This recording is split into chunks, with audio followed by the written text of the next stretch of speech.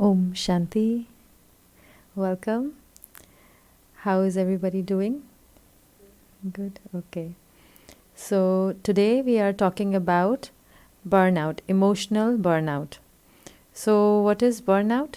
Have we ever heard this term? We have heard this term somewhere. So this term was introduced by WHO as a work related stress, right? That is not handled properly, and that leads to emotional and physical exhaustion. And exhaustion meaning everything is kind of finished, right? So it leads to that sort of exhaustion. And so, and then burnout is now, it is not related just to work. It is has spread to even at home, in day-to-day lives. We feel, especially after the pandemic, and during the pandemic, a lot of people amongst us, we have felt that way. There are various stages of burnout. I will briefly go into it. The first is like, how do we know whether do we have any of that within us or not? So the first stage is when at work, when we take up a lot of responsibilities, right? Or at home also. So initially we like it, and we are motivated. There is more efficiency, but we take more than what we could handle. So what starts is onset of stress, which is the second part. Then what happens in onset of stress is we don't realize. We become little bit irritable. And then what happens? We become irritable, sleep is poor, and what happens? And then we start neglecting ourselves, our personal needs. We start to neglect. And thereon, it goes to chronic stress. From there, we are still neglecting, not taking care of ourselves, and it leads to chronic stress. And what happens there is, in chronic stress, now there is a denial of problems. I feel everything is okay. My efficiency, whether at work, at home, is decreasing. Sleep quality is more poor. But what sets in now? I have physical symptoms in the body. Because of my mental strain, I start getting stomach problems. I might start getting headaches, chronic headaches. That can happen because now the mental or the emotional burnout has reached to a physical, psychosomatic symptom. And then we reach out to doctors, but I'm still neglecting my personal care. And then the final stage after the chronic stress leads to burnout. Burnout is basically when I am very detached. It's like a don't care attitude, very cold attitude, because I do not have any energy left to take care of anything. And what will happen in that is I will feel very fatigued and tired, right?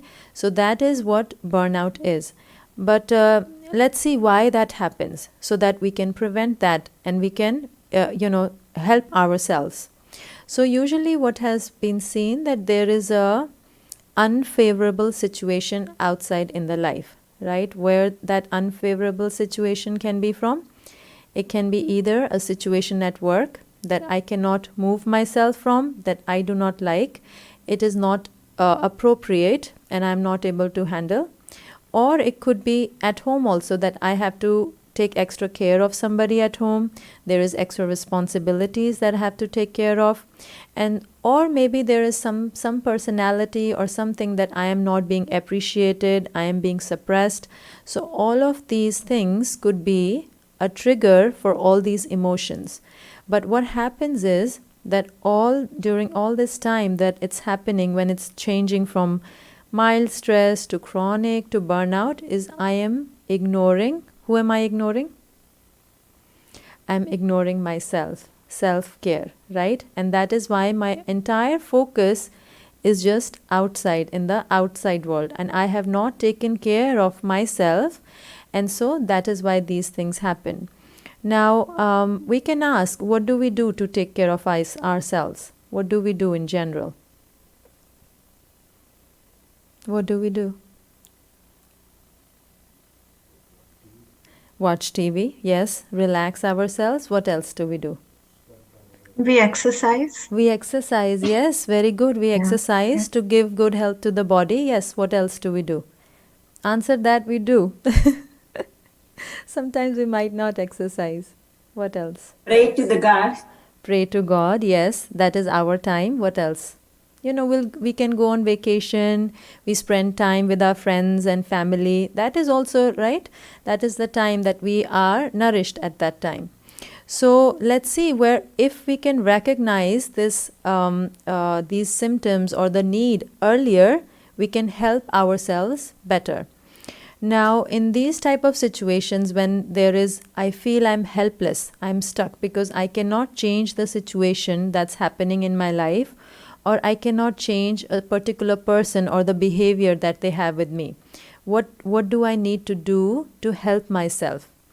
So the very first thing is that have the recognition of this, that I have to take care of myself because I am emotionally getting drained. So early recognition, to recognize it, that yes, I need to take care of myself. That's the first thing. As long as I know that, I will start doing something about it. I will take a step. I will talk to somebody. And then the next thing is to ask for help. What is the next thing? Ask for help. So simple, right? But lot of times we do not ask for help. Why we do not ask for help? There could be many barriers. We might think that maybe nobody can help me.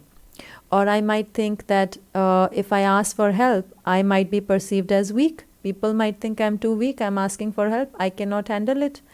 Or there could be any other barrier that I might not ask for help.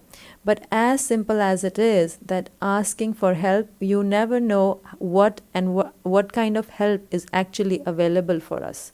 So the first thing is asking for help, whether at work, and we don't have to be, we can be very humble and at the same time very firm. And when we ask for help, we also create certain boundaries for us. And boundaries in the sense that it's not I am saying no to my responsibilities. I do, but I create certain boundaries as to this time I take out for myself. So I keep some time for myself. I create that boundaries. And initially maybe, people or outside environment might not be favorable, but when I keep that boundary for myself, I respect that boundary. Others will also respect that boundary. So I create that time for myself, because without taking time out for myself, I wouldn't be able to help myself. Anywhere when we need results, we need to give our time, right? So I take out time for myself. And then the other thing is that what do I do if I take out time for myself? Yes, I can do all those things that we just talked about, to relax, to be with friends. What else can I do to really bring that energy within myself that has really exhausted? Right? So what it is that when there is burnout, now this is the demand and this is our resources that we have within us. So the demand is so high and the resources that are available are so less. What happens in physical world, like if we see about money, if we don't have extra savings and all of a sudden something comes and we don't have money, what happens? We become very stressed, right? So we always save some money for the rainy day. We always save it.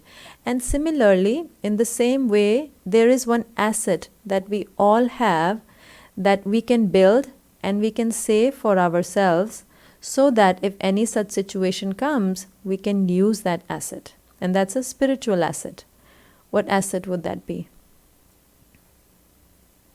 Meditation. What is it? Meditation. Meditation, yes, very good answer. Yes. And What about relationship with God? Relationship with God, yes, very good, very good. Listen the spiritual thought. It's on Zoom. That's why it's on Zoom. What else? Yes, so meditation, relationship with listen the spiritual talks. Spiritual talks, yes, listening to positive matter, positive information. Yes, very good. Read the positive books. Read positive thoughts. Yes, that's very good. So the one of the very big assets that we have, all of us have it. That's the good news. And what is that? Those are our thoughts. Thoughts are our assets. How are thoughts our assets? Do you think thoughts are our assets? What we think? Okay. So I'll share that one time they did a research Harvard did a research, and where what they did, they had participants 5,000 miles away, participants that were placed, and they placed magnetic rays around their brain, right? And what they saw, that one participant from one side of the world said hi or goodbye and things like that. He didn't say, he gestured and he felt that. And then through that magnetic rays, that was transcribed into the binary language. You know, binary language is 1, 0 in that binary language. It was changed into that and was then sent by that 1, 0 language over to the other area, right, which was 5,000 miles away. And the other people that were there, the participants in that study, their eyes were closed and their ears were closed. And yet, they perceived those waves and the same feeling, and that was translated into that same binary language. So what happened? That they thought from one place, and the thought traveled 5,000 miles to different participants in a different area, right? So how did the thought travel? So because each and every thought that we take, whatever we are thinking right now, whosoever we are thinking right now about, it is reaching to that place. It is going to that person. It is going to that situation. And it is going through me. It is going, I am the transmitter. So it is going through me. So if it is negative thought, it is going through me. So am I willing to have those many negative thoughts for myself? It could be a situation is bad. I might say situation is really bad. But that impact is going to go through me. And in the same way, like I said, it's an asset, so I could really increase it. If I change it, if I mold it, so learn the way to switch it to positive, I could use it for my benefit. Because whether I think good about others or about myself, it is going to go through me. So who will benefit the most? Me. People around me will benefit, so everyone will benefit. Such is the power. But if we say that if we want to see our financial wealth, what do we do? We see our bank balance, we see our assets, things like that. There is a measure. Now, if I want to see what's the weight, I would step on a weighing scale and see what the number is. I can check. And if I want to see what's the blood pressure, I can check it by a blood pressure machine. How do I know what's the state of my mind? Is there a machine? No machine. So how do I find out? So the way to find out is by how light I am, how happy I am at the end of the day. Excuse me. So that is the way to find out. So by having this, using this thought power, I could check myself also. How do I feel? Do I feel lighter? If I am feeling heavy at any given point, go back, change the thought, switch the thought. I will immediately, in few minutes, I'll start to feel better. But this also, how do I change the thought power? If I know this, but if I don't have the art to change it, the similar thought of worry is coming. I know it is not right. I want to change it. Then what do I do in that situation? What can I do in that situation?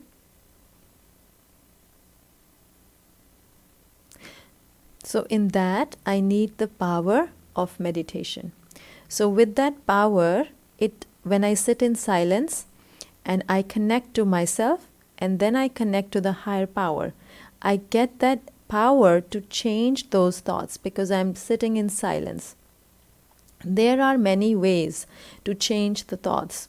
And very, very simple technique for changing that is affirmations. When we use any affirmation, right? Affirmation is what? Just a positive thought, right? An affirmation like, I am a peaceful being, right? It's an affirmation. We can all say that. I am a peaceful being. And how does it affect? Not just by repeating it. Why? How does it make a change? When I feel it. Until and unless I feel it, that thought will not change into an experience, into a feeling. And when I feel something, slowly and slowly, again and again, when I feel it, I start to believe in it. Otherwise, I say, okay, I'm a peaceful being, but I don't believe in it. So then it's, I'm not enjoying that part of it. So what I do is when I say it with the feeling, with enjoying it, that I am a peaceful being. I do something with that, like I am a peaceful being. How would a peaceful being do something like this? So when I add that feeling with it, it will change it into a belief, and then it will change into my life. It will come into my life naturally. So that is the way, one way of doing it. The other way is when we are at work or at home, whether when we are entirely doing something, we are busy, but it's draining our energy. What can we do at that time? Take a break. All work and no play makes Jack a dull boy, right? So we take a break. And how do we take a break? We take a break and we go see something on the phone? No. We take a break and we sit where no phone, we sit in silence, and we can repeat the affirmation just for a minute. We don't need to be out for 5 minutes, 10 minutes, 1 minute break. And we say to ourselves inside, I am a peaceful being in the center of the forehead. I am the life in this body. And slowly, when I take breaks, so for the next half an hour, 1 hour, I don't feel so drained because I recharge myself. I gave a positive thought. And then I take that thought that for the next 1 hour, I will do everything like that. And I could change it. One day something different, one day something different. But then I come into action with that thought. So that is what will change my thinking pattern, will change my thoughts, and can only bring me out of it. Then to act, like we talked about, this is thought and how to mold. Sometimes the situation might be too strong and I might not be able to see any positivity in it, right? It might feel that this is it, this is very bad for me. Then I am feeling it's not good for me. What is going to happen? Again, going through me. The thought is going through me. So I have to change that.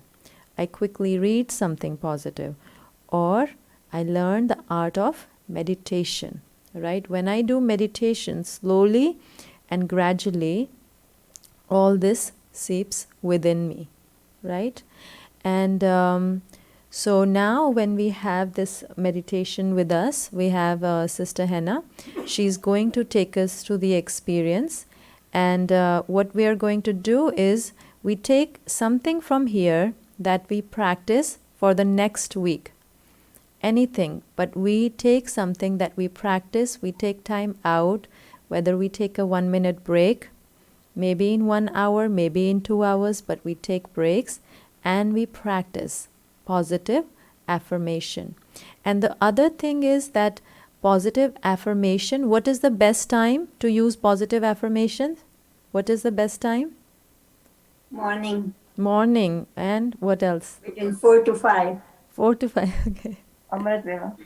Okay, very good. Just before we go to sleep. Before we go to sleep, yes. So then the best time is, so at night time, we are sleeping. So which mind is awake? Subconscious mind, right? You must have read 99% is subconscious mind, right? And during the daytime, which mind is working?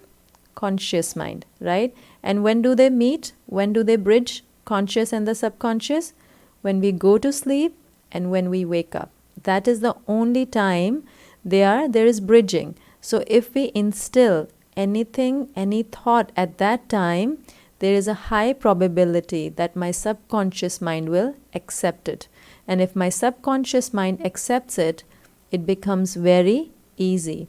So what we can do is we can create this habit of putting something, that affirmation that we choose, that I am a peaceful being, before going to bed and as soon as we wake up. And for the same reason, in every culture, there is a custom of praying at night and in the morning. Every culture has it. Before going to bed and waking up. Why? Because somewhere or the other, it connects to our subconscious mind. So a very high energy goes into it.